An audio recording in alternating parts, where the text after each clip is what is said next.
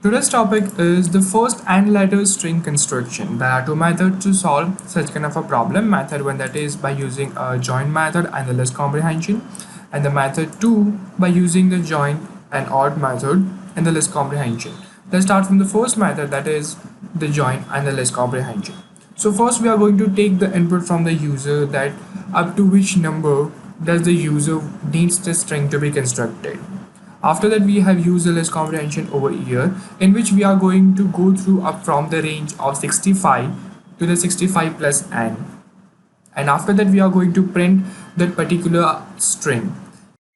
The percentage C over here, it's an operator. You can even call it for like a format as well.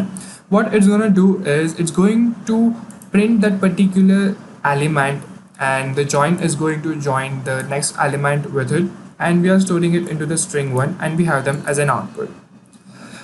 You might be wondering that why I have taken the 65 range to be.